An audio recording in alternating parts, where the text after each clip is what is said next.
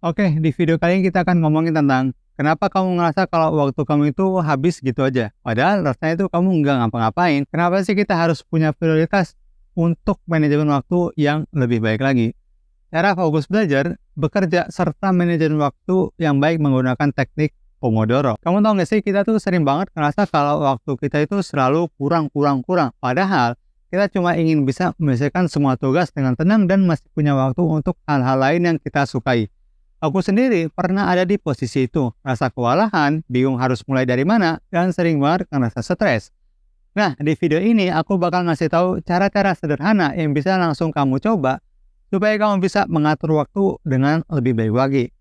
Pengen aja, kalau kamu bisa punya waktu lebih banyak untuk bermain, belajar, dan bersantai tanpa harus ngerasa terburu-buru atau stres, coba deh tonton video ini sampai habis, karena aku bakal membantu kamu. Langsung saja kita masuk ke yang pertama. Kenapa kamu ngerasa waktu habis begitu aja padahal rasanya nggak ngapa-ngapain? Pernah nggak sih kamu tuh ngerasa waktu habis begitu aja padahal rasanya tuh kayak nggak ngapa-ngapain? Nah, ini sering banget kejadian sama aku dulu. Ternyata penyebab utamanya adalah banyak pencuri waktu yang nggak kita sadari. Contohnya, main game terlalu lama, nonton TV berjam-jam, atau scrolling sosial media tanpa tujuan. Semua hal ini bisa bikin waktu kita tersedot habis tanpa kita sadari. Rasanya kayak tiba-tiba udah malam, tiba-tiba udah sore, dan tugas belum ada yang selesai sama sekali.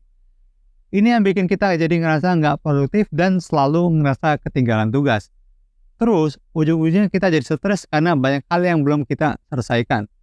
Aku pernah banget ngerasa kayak gini, terutama pas lagi banyak tugas di kuliahan.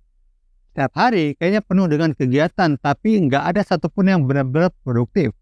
Lama-lama, hal ini bikin aku kecewa sama diri sendiri, karena saya nggak pernah bisa selesaikan apa yang seharusnya aku kerjakan. Stresnya numpuk, tugas makin banyak, dan kita malah jadi bingung harus mulai dari mana. Nah, dari pengalaman itu, aku mulai cari cara nih, biar bisa lebih sadar bahwa dan juga menghindari pencuri waktu ini. Pertama, aku mulai dengan catat semua kegiatan harian selama beberapa hari. Ternyata, banyak waktu yang kebuang sia-sia buat hal-hal yang nggak penting. Nah, dari situ aku lebih sadar dan bisa mengurangi kebiasaan yang nggak produktif. Terus, aku juga mulai pakai alarm atau timer. Misalnya, kalau lagi main game atau nonton TV, aku set alarm sehingga itu tuh bisa bunyi dan aku langsung ingat kalau harus beralih ke kegiatan lainnya yang lebih produktif. Ini benar-benar ngebantu sih. Selain itu, aku juga punya jadwal harian yang lebih teratur. Jadi aku bisa tahu nih kapan waktunya belajar, main, dan juga istirahat. Kalau udah punya jadwal, kita jadi lebih mudah untuk kontrol waktu dan nggak mudah kebawa sama pencuri waktu. Kamu juga bisa coba teknik ini di rumah kamu. Jadi deh, kamu bakal ngerasa lebih teratur dan bisa lebih menyelesaikan waktu dan tugas-tugas lebih efisien. Yang kedua, kenapa sih kita harus punya prioritas waktu untuk manajemen waktu yang lebih baik? Bayangin ini, kamu punya daftar tugas yang panjang banget. PR kuliah, proyek sains, latihan olahraga, dan juga harus ngebantuin orang tua di rumah. Semua tugas ini kayaknya penting dan juga mendesak, tapi kamu bingung mau mulai dari mana. Akhirnya, kamu malah jadi nggak ngerjain apa-apa, kamu cuma rebahan di kasur scrolling sosial media. Nah, aku juga dulu sering banget kayak gitu, karena nggak punya prioritas yang jelas. Semua tugas kerasa sama pentingnya dan bikin bingung mau mulai dari mana.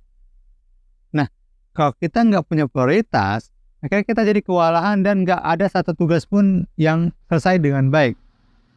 Kita mungkin ngerasa capek karena seharian sibuk tapi nggak ada hasil yang memuaskan. Ini bisa bikin kita stres dan kecewa sama diri kita sendiri. Contoh, dulu aku punya tugas sekolah dan kegiatan eskul. Karena nggak punya prioritas, aku jadi sering banget ketinggalan deadline dan harus begadang buat kelarin tugas-tugas yang harus aku kelarin. Akhirnya, kualitas tugasnya nggak maksimal dan aku jadi gampang sakit karena kurang istirahat. Rasanya kayak semua hal itu menumpuk dan bikin aku pusing banget. Tapi ada solusi yang bisa bikin kita ini, semua yang kita lakukan ini mudah banget. Dan yang kita harus belajar bikin prioritas. Aku belajar bikin daftar prioritas dengan cara nentuin mana tugas yang paling penting dan paling mendesak. Contoh, kalau besok ada PR yang harus dikumpulin, itu jadi prioritas utama. Atau kalau ada proyek yang deadline-nya masih minggu depan, itu bisa menjadi prioritas setelah tugas yang lebih mendesak selesai. Kamu bisa bikin daftar harian atau mingguan, terus urutkan tugas dari yang paling penting sampai yang bisa kamu tunda.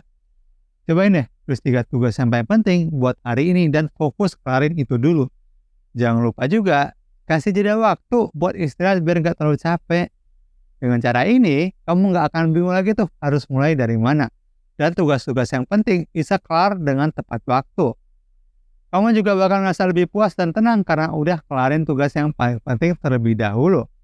Jadi, bikin prioritas itu penting banget buat kita lebih produktif dan juga nggak stres.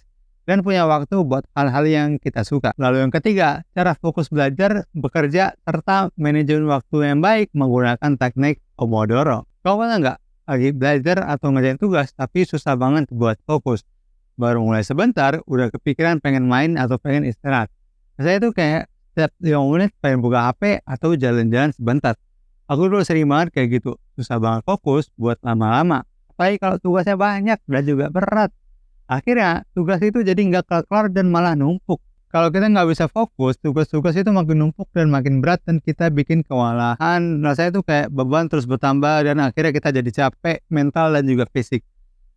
Misalnya, aku punya banyak tugas sekolah, tapi tiap kali mau ngerjain aku cepat bosan dan gampang terdistraksi. Akhirnya tugas numpuk dan aku harus begadang untuk kelarinnya. Ini bikin aku kurang tidur dan bikin gampang capek dan bikin gampang sakit.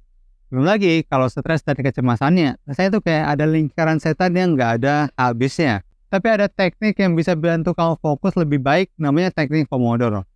Caranya gampang banget dan bisa langsung kamu coba sekarang juga. Pertama, kamu kerja atau belajar selama 20 menit tanpa distraksi.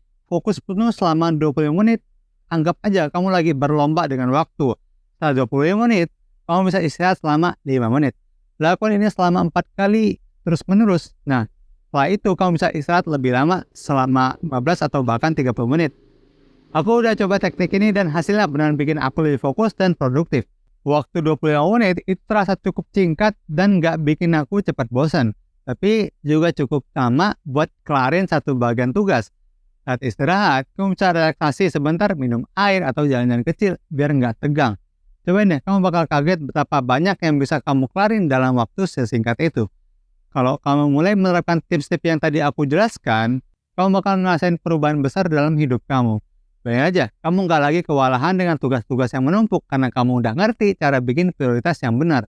Waktu kamu juga nggak lagi kebuang sia-sia buat hal yang nggak penting. Dan juga dengan teknik Pomodoro, fokus kamu itu bisa lebih tajam. Hasilnya kamu bisa jadi lebih produktif dan bisa menyelesaikan tugas dengan lebih cepat dan juga efektif. Kamu bakal punya lebih banyak waktu untuk hal-hal yang kamu suka. Bersama teman atau istirahat tanpa rasa bersalah. Kamu juga nggak ngerasa stres dan capek karena udah kelar tugas yang sudah kamu punya. Jadi lebih teratur, lebih santai, dan kamu akan lebih merasa puas dengan apa yang kamu capai setiap harinya. Konten kali ini semoga bermanfaat. Like kalau kamu suka, subscribe kalau kamu suka. Kalau kamu suka video kayak gini, kamu pasti suka video di sebelah kiri sini. Bye-bye, terima kasih telah menonton.